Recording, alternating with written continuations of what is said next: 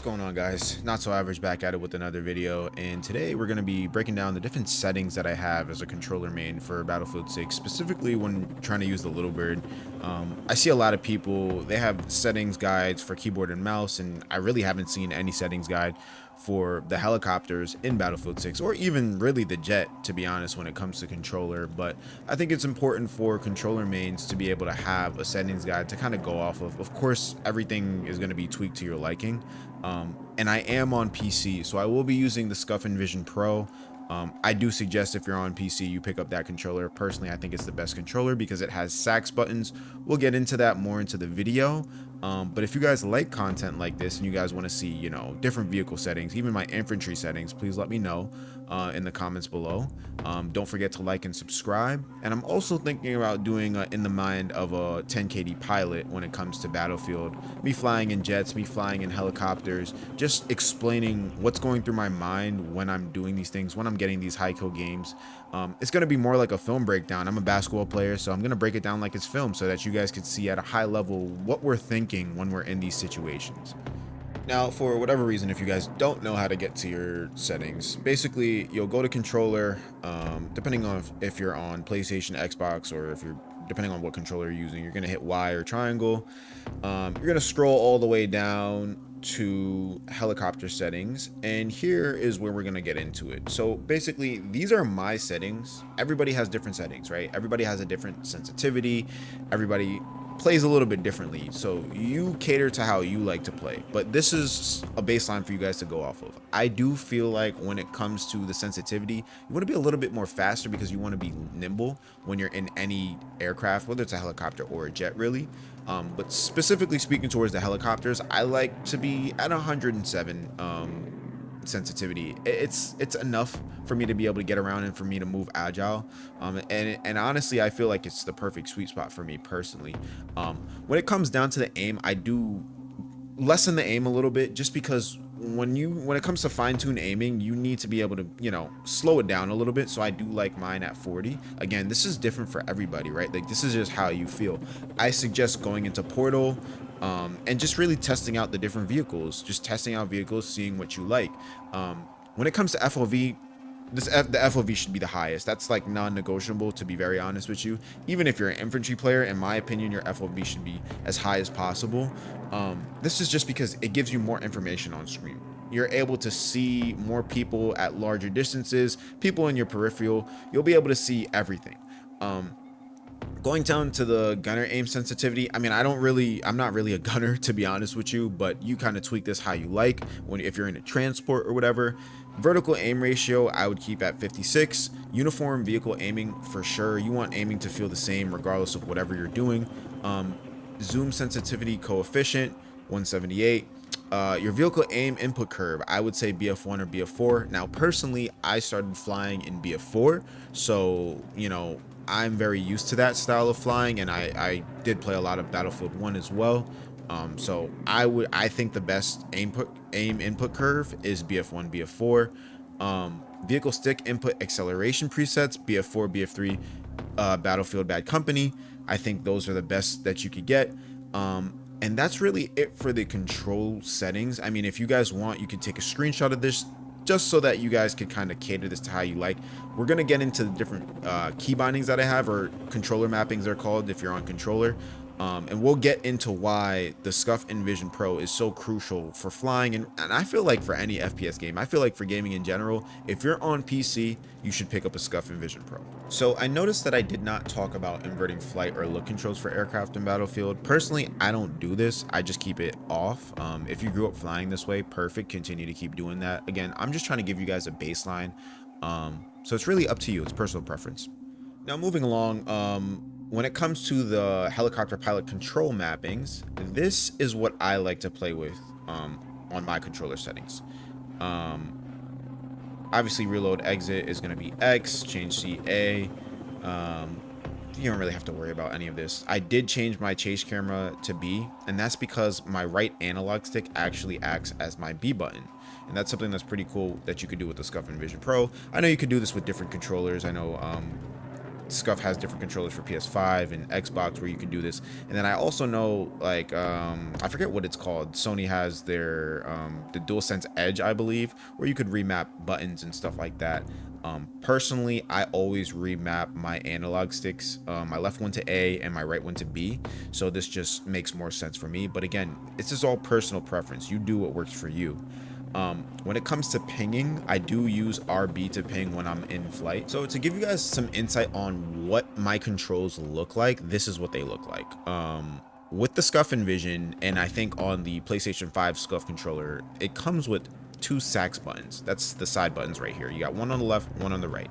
As you can see, this is the button that I'm actually hitting to flare when I'm in vehicles. This is also my ping button when I'm on the ground in infantry.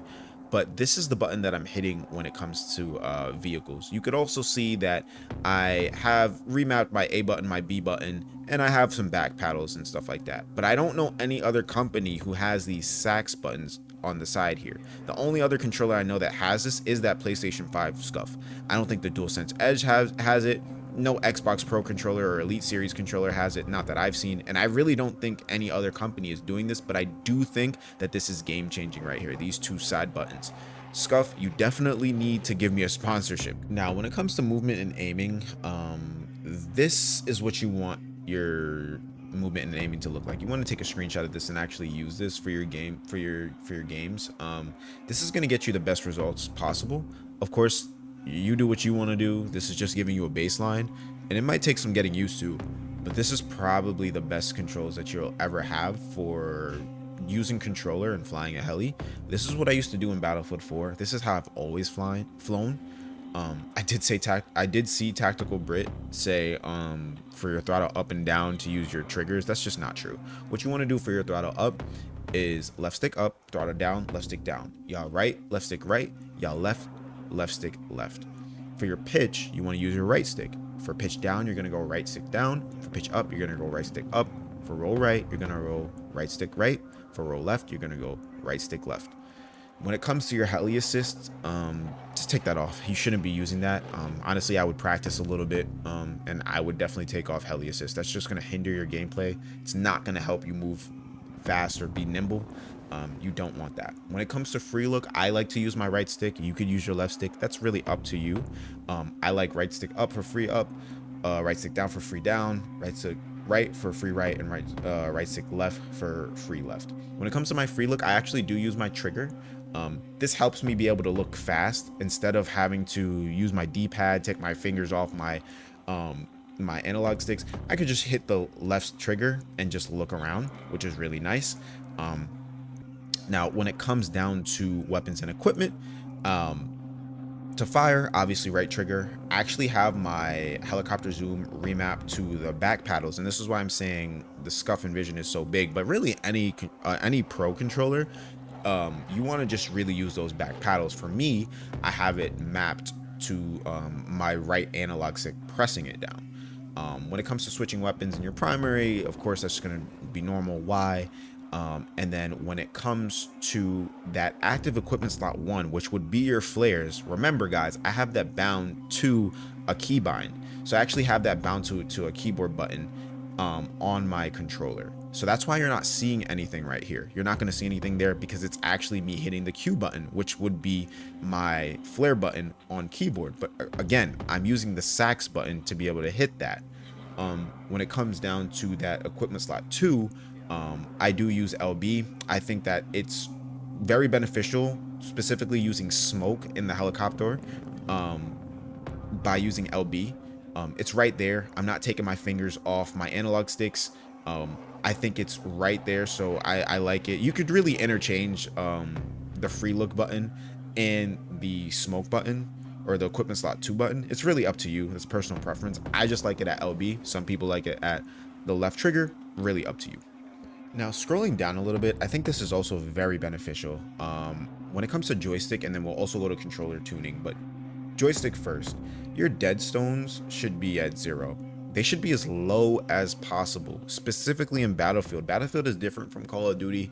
With Call of Duty, it's a little bit more fine-tuned for controller. Battlefield is more of a keyboard and mouse type of game. So what we need to do is we need to lower the dead zones as low as possible. If you have no stick drift and you can go 0-0, do that. With the Scuff and Vision, you're actually able to control your dead zones within IQ, which is really nice. So I just put them on 0 for every game. Gives you more fine tuning when it comes to aiming and stuff, but that's going to also help you when you're flying around in your helicopter, jet, or even just on the ground playing infantry, being able to just be able to have that precise fine-tuned movement when it comes to aiming with your analog sticks. It's very beneficial. So definitely set these at 0, max input threshold at 100.